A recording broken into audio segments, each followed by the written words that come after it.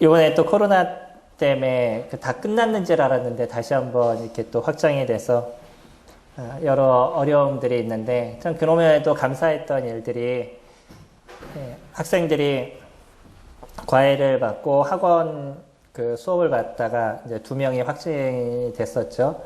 그 아이들이 교회를 서로 이제 다른 교회를 이렇게 다니는 아이들이었는데 그 아이들에 속한 교회에 이제 성도가 한 500명 가까이 이제 양쪽 다 합쳐서 그 정도 됐던 것 같습니다. 근데 그 교회 2곳을 다 검진을 했는데 확진이 그 교회는 한 명도 나오지를 않았어요. 그러면서 이번에는 이제 뭐라고 나왔냐면 그 교회와 이런 그 교회와 콜센터가 그 예비를 잘해서 아무 문제가 없었다라고 이야기를 하더라고요. 그게 이제 저희들의 모습이다 생각이 됩니다. 또 때로는 잘못된 곳으로 인해서 또 교회가 욕을 먹는 부분들도 없지 않아 있지만 우리가 예배의 어떤 소중함과 이 일을 위해서 우리가 지켜야 될 기본적인 것들을 지켜나가게 될 때 하나님께서 도우시고 인도하시는 모습들이 있는 거죠. 제가 놀랐던 게 뭐냐면 그 교회들이 했던 일 중에 또 하나가 그 비닐 장갑을 다 쓰시고 예배를 드렸다고 하더라고요. 그냥 우리 손보다는 비닐 장갑을 꼈었을 때 바이러스가 더 일찍 죽는다, 뭐, 그러는 것 같습니다. 어쨌든 저희들도 저희가 지켜야 될 기본적인 일들을 잘 지켜가시면서 저희가 이루다 보면 우리가 예배를 드리는 데 있어서 큰 어려움이 없을 겁니다. 뿐만 아니라 주중에서도 조심하셔야 되는 건 오늘도 이제 감기 때문에 이제 몇 분이 참석을 못 하셨는데 저희가 감기에 걸려도 이제 고민하게 되잖아요. 특히 제가 감기 걸리면 고민이 많습니다. 그러다 보니까 그동안 안 먹던 영양제를 많이 챙겨 먹고 뭐 비타민 좀 챙겨 먹고 뭐 이런 시간들을 갖는데 성도님들 건강 많이 이렇게 잘 챙기셔서 저희가 예배 드리는데 어려움이 없도록 함께 해주시면 감사하겠습니다. 오늘 제 데살로니가 전서의 마지막 부분을 살펴보길 원합니다. 저희 16절부터 18절은 너무나 잘하는 말씀이고 또 이 말씀을 갖고 얼마 전에도 같이 교제를 드렸던 적이 있습니다. 근데 오늘은 데살로니가 전서라는 어떤 전체적인 부분을 통해서 그 속에 흐르고 있는 부분을 같이 교제를 드리고 있기 때문에 그러면 이 말씀들을 저희들에게 주신 이유들, 그러니까 이 교회가 온전함의 모습을 만들어가는 교회로서 그들이 갖고 있는 신앙생활에 대한 중심, 그런 부분들은 어떤 것을 만들어가고 있느냐, 또 어떻게 이루어가야 되느냐에 대한 부분을 저희들한테 이야기를 해주고 있습니다. 저희들이 잘하는 것, 항상 기뻐하라, 쉬지 말고 기도하라, 범사에 감사하라. 이것이 그리스도 예수 안에서 너희를 향하신 하나님의 뜻이다 라고 이야기를 하죠. 이러한 부분들을 잘 만들어가는 사람이 있고 못 만들어가는 사람들이 있죠. 그리고 아까 코로나에 대한 얘기를 잠깐 말씀을 드렸던 그 교회들의 모습, 거기 있는 사람들의 모습이 어떤지 저는 잘 알지 못합니다. 다만 똑같은 교회를 다닌다 할지라도 신앙생활을 하는 두 부류의 사람들이 존재를 하죠. 어떤 사람들은 자기의 유익을 위해서 교회를 다니는, 물론 뭐 모든 사람들이 개인의 유익적인 것을 배제하지는 않지만 중심적인 것이 자기를 위해서 교회를 나오는 사람이 있는가 하면 하나님을 위해서 교회를 나오는 그런 두 부류로 나눠지게 되죠. 자기를 위해서 나오는 사람은 오직 자신의 하나님께서 나에게 무엇을 도와주실까? 하나님께서 나에게 무엇을 채워주실까? 내 가정에 무엇을 줄까?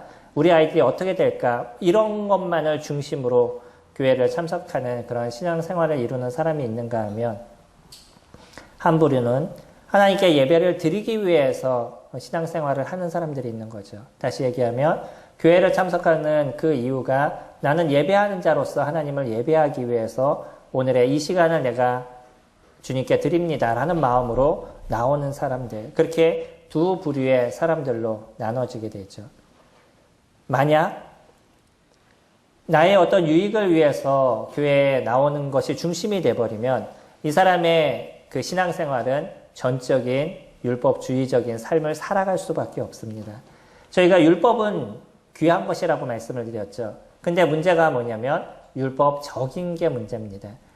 율법적이라고 얘기하는 거는 하나님이 얘기하신 그 율법을 하나님의 그 말씀을 따라서 살아가는 그런 율법이 아니라 그냥 그 지켜야 될 하나님께서 얘기하신 걸 지키지 않으면 문제가 발생하기 때문에 하나님이 말씀하신 것에 대한 중심이 아니라 그것을 지키면서 나에게 오게 될 유익들 그런 것만을 생각하게 되는 거죠.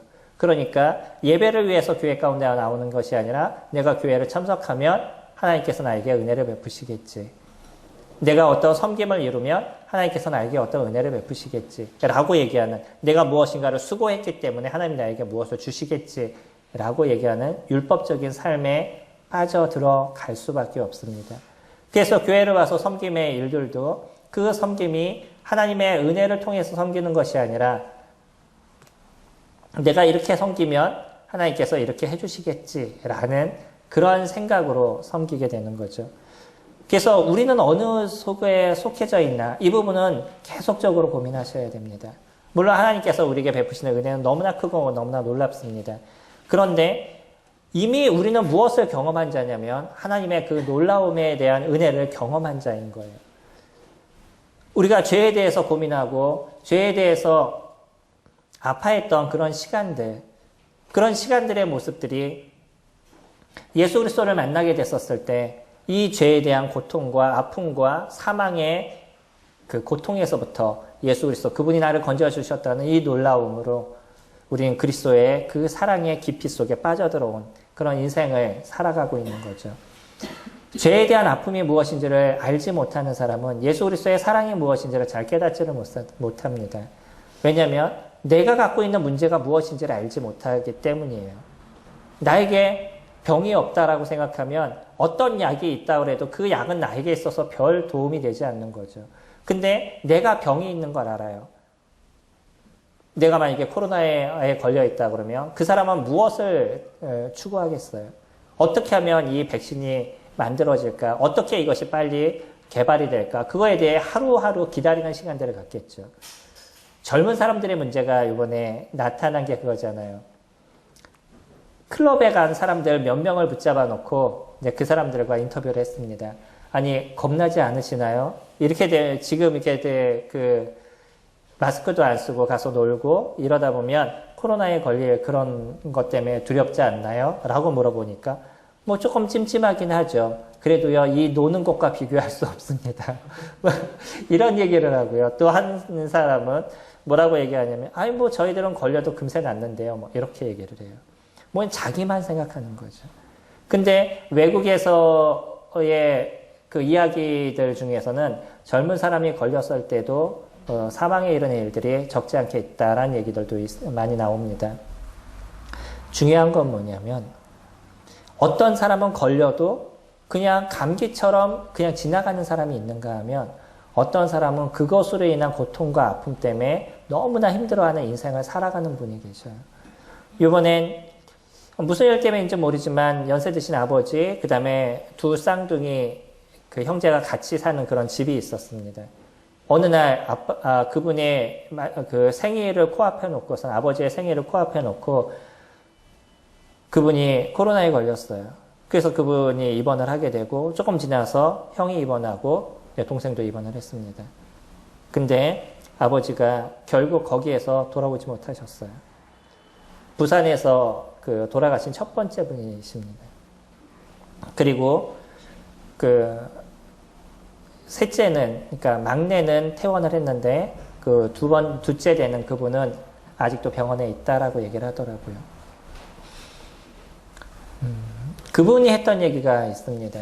뭐라고 얘기했냐면 그 하루하루의 죽음의 공포에서부터 이게 너무나 힘들고 어려웠다는 거예요. 코로나가 우리는 단순하게 생각하지만 그곳에서 이 해결되지 않는 문제로 인해서 고통을 받는 사람들은 그것이 얼마나 힘들고 어려웠는지에 대해서 이야기를 합니다.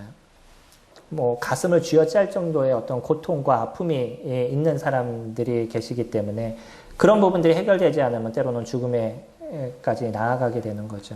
근데 그분이 했던 아주 단순한 이야기, 그게 무엇이냐면 일상생활에 얼마나 감사가 되는 건지 예전엔 몰랐습니다 라고 얘기하더라고요. 그냥 우리가 평상시 살아가는 이 삶이 우리는 아무런 감사할 만한 제목이 없다라고 얘기하지만 평상시 살아갈 수 있는 그것, 그냥 밖에 나와서 숨을 쉴 수 있고 사람들을 만나고 이야기할 수 있고 그냥 내가 나가서 일을 할 수 있고 이런 평상시의 삶들, 이 삶은 그분들은 소망하고 그것을 바라면서 인생을 살아가고 있는 거예요. 병원에 있는 동안 그것만 붙잡고 살아왔다는 거죠.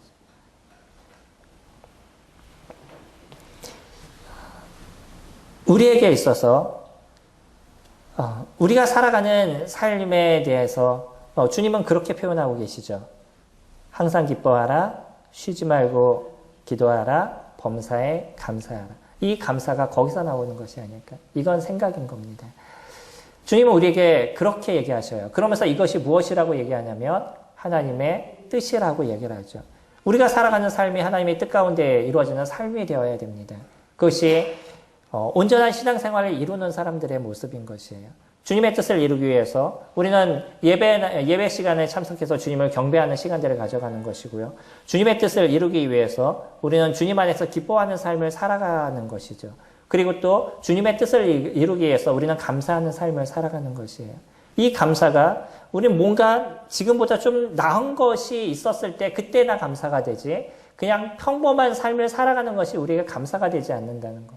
근데 우리는 평상시에 날마다 감사할 수 있는 그것은 우리에게 주어진 그 그리스도의 그 은혜가 우리를 감싸는 삶을 살아갈 때잖아요.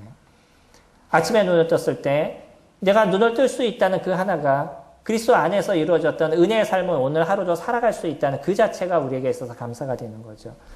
예수 그리스도의 그 죽음의 보혈, 내가 그 죄에 대한 공포에 대한 것을 알지 못했다 그러면 아까 그 코로나를 얘기했던 그분처럼 그분은 그냥 일상생활을 살아갈 때 그것이 감사가 되지 않았을 거예요. 근데 우리가 이 죄에 대한 공포를 알게 되고 이 죄로 인해서 지옥의 형벌을 받는다는 것을 우리가 깨닫게 되는 순간, 그래서 이 죄의 문제를 해결하기 위해서 그렇게 노력하고 수고했지만 여전히 해결되지 않았던 그 많은 시간들이 우리 가운데 있었을 때 그리스도의 은혜가 우리에게 있어서 얼마나 크게 다가오겠어요. 저는 그나마 감사가 됐던 건 어릴 때 그런 것에 대한 고민을 너무 많이 했던 것 같아요. 6살 때 복음을 처음 듣고 그때부터 고민했던 건 지옥에 갈까 봐 고민이 돼서 끊임없이 어떻게 하면 나는 구원을 받을까 이런 생각들을 계속적으로 하면서 살아왔었죠. 뭐 겉으로 내가 착한 삶을 살았던 건 아니라 할지라도 머릿속에선 계속 그 고민 속에서 어린 시절을 보냈던 것 같습니다. 그러다가 예수 그리스도 그분이 이루신 사역이 그냥 머리로 알았던 게 그분이 나를 위해서 죽으셨구나라는 걸 깨닫는 순간에 그 희열, 그 기쁨, 그거는 이루 말할 수 없는 거예요. 초등학교 4학년 애가 무엇을 알겠어요. 하지만 여전히 제 머릿속에 아주 강렬하게 남아있는 그 하나는 주님이 나를 위해서 죽으셨다는 그 하나가 깨달아지는 순간에 얼마나 많은 기쁨과 즐거움이 저에게 임했는지를 제가 아직도 잊지를 못해요. 이것이 우리가 일상생활에서 감사할 수 있는 삶을 살아갈 수밖에 없는 그런 이유인 거죠. 만약에 그리스도의 은혜를 우리가 알지 못하면 지금 얘기하는 것처럼 범사에 감사하라. 이게 쉽게 되시겠어요? 그냥 이루어지시겠어요? 많은 사람들이 그냥 평상시 삶을 살아가는 걸 감사합니다라고 얘기하는 사람이 몇 명이나 되겠어요? 아까처럼 그런 고통의 문제 속에서 빠져보면 그때에서야 평상시 내가 살아가는 것이 감사가 되는 거구나. 내가 그냥 걸어갈 수 있고 숨을 쉴 수 있고 움직일 수 있다는 이 자체가 나에게 있어서 감사가 되는 거구나 라고 그때서나 깨닫게 되지. 그냥 살아갈 때 오늘 무엇이 없어서 뭐 불평이 되고 오늘 뭐가 안 돼서 불평이 되고 오늘 무엇이 힘들어서 불평이 되고 항상 불평이 되는 인생을 살아가지 감사하는 삶을 우리가 살아가겠냐는 거예요. 근데 주님은요, 우리에게 감사하라라고 얘기하면서 이것이 하나님의 뜻이다라고 얘기하는데 이걸 억지로 이루어지는 것이 아니라 우리에게 이루신 그리스도의 은혜가 우리를 감싸는 삶을 살기 때문에 이것이 자연스럽게 우리 가운데 나타나는 일들이다라고 얘기하는 거예요. 신앙생활을 말씀드릴 때 두 가지 부류가 있다라고 그랬죠. 한 분은 율법적으로 살아가는 그냥 생활을 이뤄가는 분인 거고 한 분은 참된 하나님을 경배하고 그분을 위해서 인생을 살아가는 그 두 부류의 모습인 거예요. 율법적으로 살아갈 때 감사하는 삶을 살아라 그러면 그것이 얼마나 힘들겠어요. 항상 기뻐하라 그러면 그것이 얼마나 기쁘겠어요. 성령님도 기쁘셔요? 기쁘셔야죠. 그렇죠? 이 기쁨은 그냥 우리에게 뭐 가만히 있으면서 갑자기 실실 웃는 그런 기쁨이 아니잖아요. 이 기쁨이라는 그 자체는 내 안에서 이루어지는 그리스도의 은혜가 나를 붙잡고 있기 때문에 이 지옥에서부터 나를 건지신 그분의 은혜가 나이가 너무나 크기 때문에 자연스럽게 우리 안에서 일어나는 그 기쁨의 삶이 되어져 가고 있는 거죠. 주님이 제자들에게 얘기했던 것처럼 이제 조금 있으면 주님은 이제 잡히게 되고 십자가의 죽음으로 나아가시는 그 일주일 전, 그때 제자들을 향해서 너희에게 평안을 주노라 라고 얘기하죠. 내가 너희에게 주는 이 평안은 세상이 주는 것과 같지 않다 라고 얘기하시면서 너희가 세상에선 환난을 당하나 그러나 담대하라.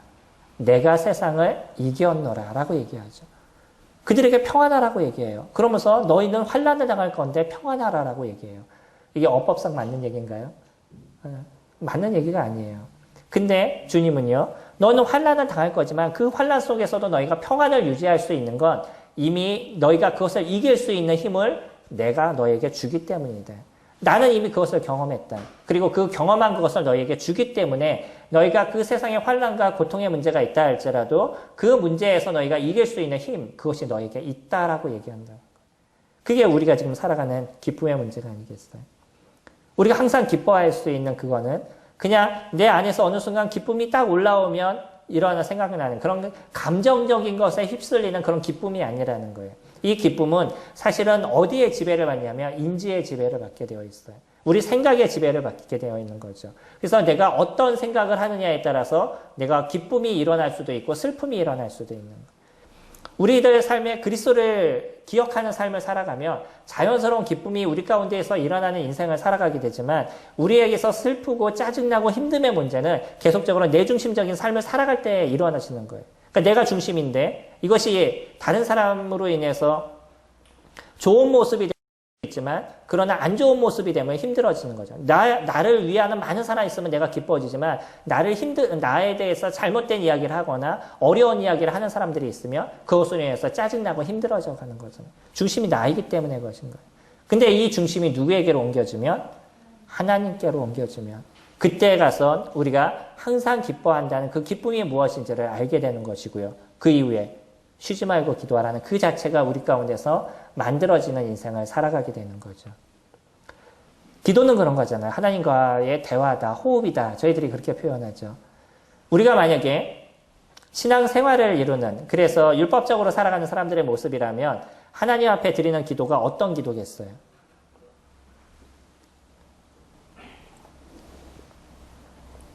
별 수 없이 시간을 맞춰서 안 하면 안 될 것 같으니까 억지로 하게 되고 기도하다 보면 딴 생각하게 되고 별 수 없이 짧게 기도하는데도 왜 그렇게 힘든지 좋아하는 사람과 얘기해 보셔요. 시간이 금방 지나가죠. 그 단순한 차이입니다. 이건 대화인 것이에요. 하나님과 대화를 하는 것인데 이 대화에 그냥 내가 필요한 것만 얘기를 하는 거야. 이걸 주세요, 저걸 주세요. 이런 거 어려움에서 벗어나게 해서 저거 해주세요. 그런 것만 얘기하다 보니까 더 이상 할 얘기가 없어져 버리는 거죠. 근데 하나님과의 부자로서의 대화를 이루고 연인으로서의 대화를 이룬다 그러면 그것이 얼마나 자연스럽게 평안하게 이루어지는 그런 기도의 모습이 우리 가운데 만들어지겠어요. 그러니까 쉬지 말고 기도하라는 이 자체가 그리스도 그분에 대한 은혜를 우리가 품고 인생을 살아가게 될 땐 그것이 자연스럽게 만들어져 가는 기도의 모습이 되어져 가는 거죠. 나의 어려움에 대해서 주님 앞에 내려놓고 주님의 크심에 대해서 경배하고 보여지는 것에 대해서 하나님께서 이루신 그 광대하심을 보게 될 때 하나님이 얼마나 크심에 대해서 자연스럽게 얘기할 수 있는 그런 대화의 모습들이 만들어져 가는 거죠. 이것을 율법적으로 이루시면 너무나 힘든 것입니다. 근데 주님은 이것을 우리에게 율법적으로 주신 것이 아니라 자연스러운 그리스도의 삶으로서 저희들에게 주신 거예요. 그리고 그것이 무엇이냐면 하나님의 뜻이다라고 얘기를 하죠. 하나님의 뜻에 대해서 얘기할 때 요한복음 6장 40절은 그렇게 얘기했죠. 아버지의 뜻은 이것이니 아들을 보고 믿는 이것이니 내가 마지막 날에 다시 살리리라 라고 얘기하죠. 이걸 신천지에서 뭐라고 얘기하시는지 아셔요? 이걸 구원의 부분으로 얘기하면서 어떻게 얘기를 하냐면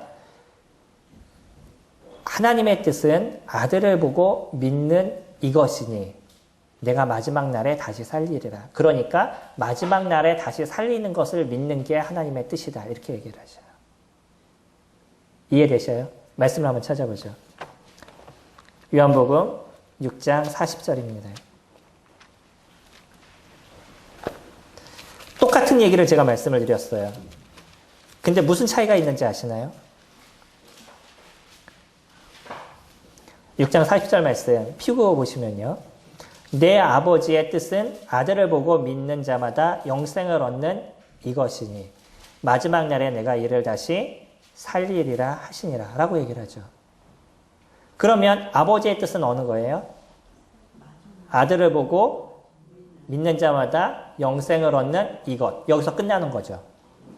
원래 여기서 문법상 끝나는 겁니다. 그러니까 아버지의 뜻은 뭐냐면 아들을 보고 믿는 자마다 영생을 얻는 이것이에요. 그 다음에 하나님께서 우리에게 해주실 게 뭐냐면 마지막 날에 우리를 다시 살리시겠다는 것이죠. 그렇죠? 이게 문법상의 문맥상의 이야기입니다. 근데 이들은 그거를 어떻게 살짝 바꿔놨냐면 이를 다시 살리는 것을 믿는 것, 그것이 영생을 얻는 거다라고 얘기를 해요.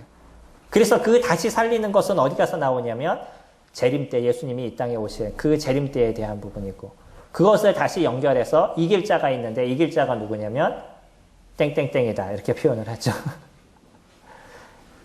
놀랍지 않으셔요?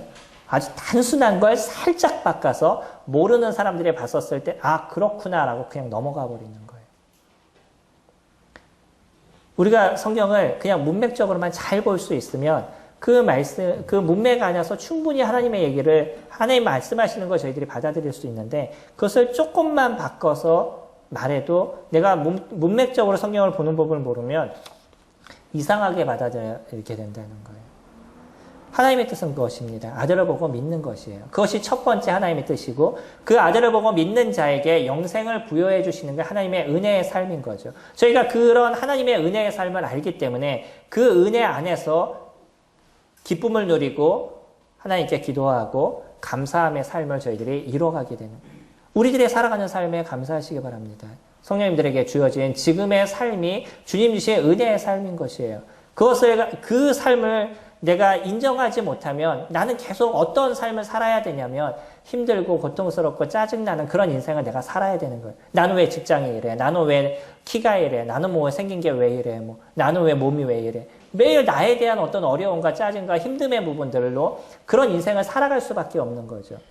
그분이 주신 은혜가 어떤 건지 내가 자꾸 놓치는 삶을 살기 때문인 겁니다. 우리들의 신앙생활, 그거는요, 그리스도 그분 안에서 이루어지는 감사와 이루어지는 기쁨과 기도와 감사의 삶이 자연스럽게 만들어져 나가는 거죠. 이 세 가지는 떨어져 있는 것이 아니에요. 함께 만들어져 가는 것이죠. 두 번째로 얘기할 때 성령을 소멸하지 말고 예언을 멸시하지 말고 범사에 하려 좋은 것을 취하고 악은 어떤 모양이라도 버려라 라고 이야기합니다.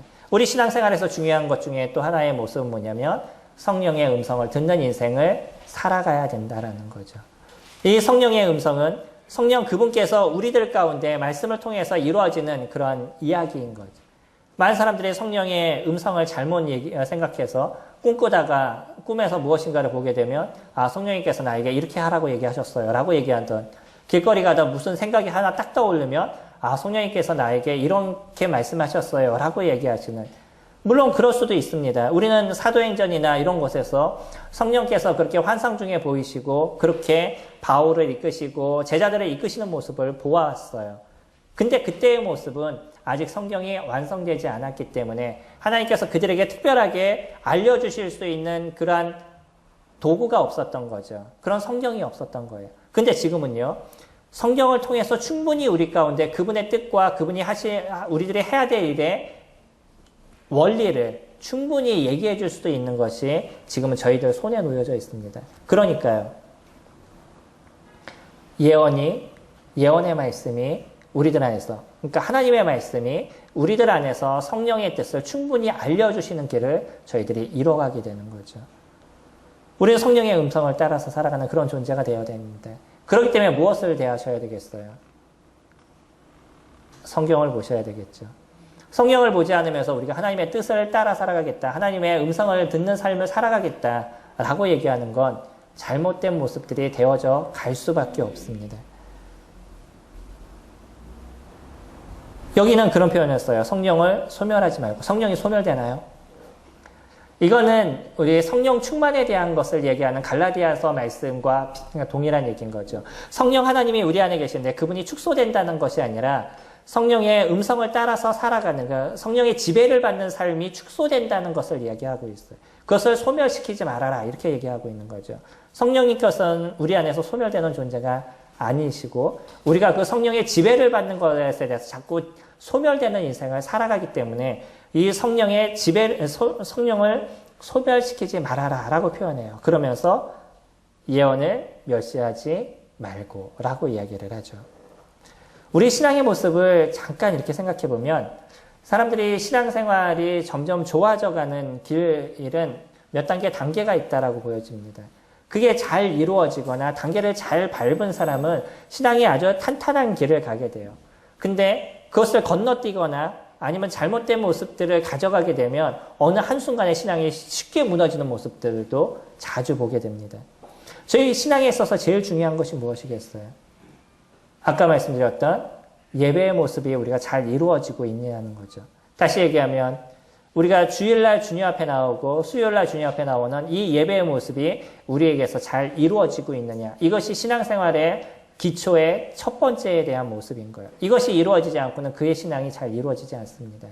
아무리 어떤 일을 잘하는 모습이 되어도 그렇게 주일날 주님 앞에 예배하는 게 중심이 되지 않는다는 것은 그 사람의 삶에 무엇이 중심이 되냐면 자기중심적인 모습들을 많이 가져가고 있다는 거예요. 많은 사람들을 지켜보는데 아주 열정적으로 섬기고 진짜 많은 일들을 이뤘던 사람임에도 불구하고 그 사람이 한 가지 문제가 있었던 게 뭐냐면 주일날, 토요일날까지 너무 열심히 일을 하고 주일날 일어나지 못해서 못 나오는 경우가 종종 발생해요.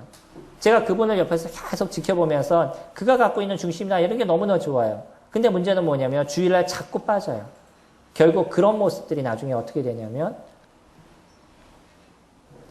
신앙에서 떠나보는 문제까지 나중에 발생하게 되더라고요. 그러면서 느껴진 것이 있었어요. 가장 소중한 거는 하나님을 예배하기 위한 그 시간이 나에게 가장 중요하다는 걸 놓치지 않는 것. 그것이 신앙의 가장 기본적인 거구나라는 것을 깨달았습니다. 우리들에게 기본은 그것인 거예요. 그리고 나서 이루어지는 게 뭐냐면 개인적으로 하나님과 만나는, 개인적으로 하나님을 묵상하는 시간들이 잘 이루어져 가고 있냐는 거예요. 그거는 성경 공부와 많은 것이 같이 어울려져 나가겠죠. 하지만 내 스스로 하나님의 말씀을 받을 수 있고 하나님의 말씀을 내가 섭취할 수 있는 그런 힘들을 계속 키워가고 있냐는 거예요. 이것이 주기적으로 만들어져 갔었을 때 그의 신앙은 기초가 잘 잡혀져 가게 되어 있어요. 그냥 성경을 읽는 것이 아닙니다. 우린 잘 기억해야 돼요. 내가 오늘 성경 2장을 읽었어. 오늘 3장을 읽었어. 그래 1년 동안 난 다 읽었어. 그랬다고 그 사람의 신앙이 커져가는 것은 아니라는 거예요. 읽는다는 건 뭐냐면 그 읽은 걸 갖고 내가 어떻게 생활해 나가냐는 거예요. 오늘 읽은 말씀을 통해서 나는 어떤 삶을 살아가겠냐는 거예요. 성경은 읽었어요. 좀 이따 물어보면 하나도 몰라요. 그러면서 하는 얘기는 나 읽었다는 거죠. 물론 안 읽는 것보다는 낫겠죠. 그러나 성경을 읽었다는 것은 그 읽은 말씀이 나를 지배하는 삶을 살아가야 된다는 거예요. 이게 성령의 이끄심을 받는 삶인 거죠. 성령을 읽었는데 거기에 대한 지배를 하나도 받지 않아요. 그럼 성경을 왜 읽는 거예요? 그냥 알기 위해서?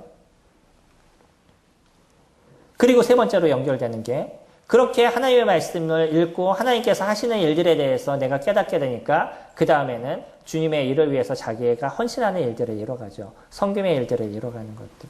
어떤 사람은 그냥 처음부터 섬김의 일들을 이루어요. 그래서 일을 열심히 하니까 성도님들을 보면서 저 형제는 진짜 좋아, 저 자매는 진짜 좋아, 어떻게 저렇게 열심히 섬길 수 있어 하고 얘기하는데 막상 그에게는 기초가 없어요. 하나님을 예배하는 부분들 아니면 스스로가 하나님의 말씀을 섭취하고 성령의 그 음성을 듣는 시간이 그에게 없어요. 그러다 보니까 열심히 일하는데 여전히 불평과 불만과 힘듦과 짜증이 놓여져 있고 그러다 어떤 문제가 생기면 그냥 모든 걸 한순간에 딱 놔버리는 이런 일들이 발생하게 되죠. 이 기초를 우리가 잘 잡아야 됩니다. 그것이 이루어지지 않으면 아무리 여러 가지를 섬기고 한다 할지라도 바라보는 입장에서 계속 불안할 수밖에 없어요. 어느 순간에 넘어질까 봐 힘든 마음으로 쳐다볼 수밖에 없습니다. 잘 이루시기 바랍니다. 우리는 성령의 음성을 따라서 사는 존재들이에요. 그게 하나님의 음성을 듣는 시간들을 저희들이 가져가지 않으면 우리가 바른 신앙생활을 이루어 갈 수가 없습니다. 그래서 바울도 이 마지막에 그 표현을 쓰고 있어요. 성령을 소멸하지 말고 예언을 멸시하지 말고 범사에 헤아려 좋은 것을 취하라는 것. 하나님의 말씀을 내가 알게 되니까 그 다음에 삶은 무엇을 변하겠어요? 나의 인생에 좋은 것들, 하나님께서 얘기하시는 온전한 것들, 그것을 취하는 인생을 살아가게 되는 거죠. 어떤 일이 있으셔도 주님을 예배하는 일들에 있어서 놓치지 않은 인생을 사시기 바랍니다. 그것을 소중하게 여기시고요. 그 시간들을 소중하게 여기시기 바랍니다. 이거는 그냥 내가 말씀 시간에 참석해서 어떤 얘기를 하나 듣는 그거하고는 다른 것이에요. 하나님께서 이 교회를 세우셨다 그러면 최소 이 말씀 예배를 통해서 우리의 성도님들에게 하실 이야기를 주님께서 이야기하시는 거예요. 만약에 메신저가 잘못됐다 그러면 주님께서 그 메신저를 내리실 겁니다. 그건 성도님들이 하셔야 될 기도의 모습인 거예요. 잘못된 메신저가 세워지고 잘못된 그 목회자가 세워지고 잘못된 말씀을 선포하는 사람들이 세워진다면 성도님들이 그 일을 위해서 기도하셔야 될 것이고 하나님께서 그것을 정리해 나가실 거예요. 최소 듣는 자의 입장에선 오늘 하나님이 나에게 무엇을 얘기하실지 귀 기울여 들으셔야 되고 바르게 들으실 수 있는 그런 마음의 자세들을 가지셔야 되는 거죠. 그게 하나님께서 우리들의 신앙을 키워가는 부분들이 되어져 신앙을 키워가는 부분으로 만들어 가시는 것입니다. 그러니까 그 이후에 우리가 악을 버리는 그 선을 취하는 모습이 되었고 그 다음에 22절 악을 버리는 모습들로 만들어져 가는 거죠. 성경을 읽었는데 여전히 그 악을 버리지 못하는 잘못된 것을 버리지 못하는 인생을 살아가요. 여전히 성경을 읽고 있는데 그 습성에 대한 것에서 잘못된 습성에서 계속 빠져 있어요. 그러면서 나는 성경을 읽었다고 얘기하면 그것이 무슨 소용이 있겠냐는 거예요. 주님은 저희들에게 이 바울은 마지막 저희들에게 이 신앙생활이 온전한 것은 주님의 뜻을 따르는 것이라고 얘기했어요. 그리고 두 번째 성령의 음성을 따르는 자라고 얘기하죠. 마지막으로 그는 그 데살로니가 성도들에게 마지막 안부 인사를 합니다. 23절 평강의 하나님이 친히 너희를 온전히 거룩하게 하시고 또 너희의 온 영과 혼과 몸이 우리 주 예수 그리스도께서 강림하실 때까지 흠없게 보존되기를 원하노라. 너희를 부르시는 이는 미쁘시니 그가 또한 이루시리라. 형제들아 우리를 위하여 기도하라. 거룩한 입맞춤으로 모든 형제에게 문안하라. 내가 주를 힘입어 너희를 명하노니 모든 형제에게 이 편지를 읽어주라. 우리 주 예수 그리스도의 은혜가 너희에게 있을지냐. 마지막 인사의 얘기를 통해서 바울이 갖고 있었던 신앙의 모습이 우리 무엇인지를 저희들에게 보여주고 있어요. 그는 이 인사를 통해서 얼마만큼 데살로니가 성도들 또 아니면 근처에 있는 사람들을 사랑하고 있는지에 대해서 이야기를 해주고 있는 거죠. 그의 바울의 모습은 성도를 세우는 것이 그에 있어서의 삶이었었습니다. 우리들의 신앙생활은요. 단순하게 나 하나 지키는 신앙생활이겠어요? 누군가를 도와주는 신앙생활이겠어요? 신앙생활은 나중에 성도님들이 다른 사람을 돕는 사람들이 되셔야 된다는 거예요. 우리는 교제를 위해서 함께 모이고 하나님을 위해서 하나님을 예배하기 위해서 모이는 이 시간을 통해서 또다시 다른 사람을 세우는 일들을 위해 우리가 함께 수고함의 일들을 만들어가는 거죠. 우리의 섬김은 그것을 통해서 누군가의 영적인 어려움에서부터 그들을 도와주는 일들을 이뤄가고 있어요. 주중에는요. 주중은 그냥 나의 삶을 보내시고 주일날 딱 모이시나요? 그 주중의 시간을 통해서 누군가를 세우기 위해서 기도하시고 때로는 만나시고 이러한 시간들을 보내시나요? 바울이 얘기하는 것은 그런 것입니다. 바울은 그들에게 무난하고 또 그들이 온전해지기를 원하고 그들이 거룩해지기를 원하는 그런 그의 인생을 보냈었어요. 이것이 온전한 신앙생활의 모습인 거죠. 여기서 재미있는 표현이었습니다. 너희의 온 영과 혼과 몸이. 우리들의 이 자체, 사람 그 자체라고 얘기하면 지정의를 얘기하잖아요. 그리고 또 우리를 세 가지로 나누는 것과 두 가지로 나누는 게 있는데 몸과 영혼으로 나누는 이분법과 몸과 영과 혼으로 나누는 삼분법으로 나눠집니다. 이 영역에 대한 것은 조금 우리가 정확하게 나누기는 어렵지만 분명한 거는 인간이라고 얘기했었을 때 사람 안에는 무엇이 존재하냐면 영과 혼과 육이 존재한다는 거예요. 근데 여기서 영혼만을 우리가 중요하게 여기는 것이 아니라 무엇도 중요하게 여겨요? 육도 중요하게 여긴다는 거예요. 이것이 온전하게 보존되기를 원한다라고 얘기하죠. 성도님들의 몸도 소중한 것입니다. 운동도 열심히 하시고요. 그리고 또 중요한 것, 내 몸이 범죄 가운데 빠지지 않도록 조심하셔야 돼요. 그 범죄 중에 가장 무서운 범죄가 뭐냐면 음행에 대한 부분인 겁니다. 그거는 다른 것은 몸 밖에서 이루어지는 죄지만 음행은 몸 안에서 이루어진다라고 바울이 얘기를 하죠. 그만큼 음행에 대한 부분은 우리가 철저하게 내 스스로를 정리하셔야 될 필요가 그 가운데 있는 거죠. 우리 몸과 영과 혼들, 이 혼이 온전하게 보존되는 그런 성도님들이 되도록 우리가 함께 돕고 수고하고 섬기는 그런 시간들을 저희들이 가져야 되겠죠. 저희들이 세상의 희망이 되는 교회라는 주제로 데살로니가 전서를 같이 살펴보았습니다. 이 데살로니가 전서는 그 교회가 아름다운 교회로서 만들어져 가는 교회가 어떤 건지를 저희들에게 잘 보여주고 있어요. 그리고 그중 오늘 그 마지막 시간들을 통해서 우리들의 신앙생활을 어떻게 아름답게 만들어 갈 것인가. 그거는 하나님의 뜻을 이루는 자가 되어야 되는 것이고요. 성령의 음성을 듣는 자가 되어야 될 것이고 성도를 섬기는 자가 되어야 되는 거죠. 이런 어떤 신앙생활이 우리에게 잘 이루어지게 되면 우리는 이 어려움을 갖고 있는 이 세상에 많은 사람들에게 참된 희망이 무엇인지를 보여줄 수가 있을 겁니다. 왜 그 고통스럽고 힘들게 인생을 살아가는지, 왜 살아가는 삶이 그렇게 어렵고 힘든지에 대해서 그 사람들에게 당신 예수 그리스도를 만나보세요. 그리스도가 여러분 안에서 어떤 기쁨을 주는지, 그리스도 그분이 우리들의 삶에 어떤 감사가 넘치게 하는지 우리에게 알려주실 겁니다. 라는 이야기를 저희들이 할 수가 있겠죠. 근데 저희들 스스로가 그런 신앙생활을 살지 못해요. 여전히 내 중심적인 인생을 살고 내 중심적으로 내가 신앙생활을 이뤄가요. 그러면 신앙생활에 기쁨이 되시겠어요? 감사가 되시겠어요? 아니 기도하는 삶이 우리에게 자연스럽게 만들어지겠어요? 그 모든 거는 율법적이 될 수밖에 없고 억지로 만들어가는 그런 모습들이 될 수밖에 없을 겁니다. 데살로니가 전서를 통해서 우리 같이 살펴본 세상에 희망이 되는 교회, 저희 교회가 그런 교회가 되었으면 좋겠습니다. 그래서 저희는 그 일을 위해서 함께 수고하는 저와 성도님들이 되기를 소망합니다.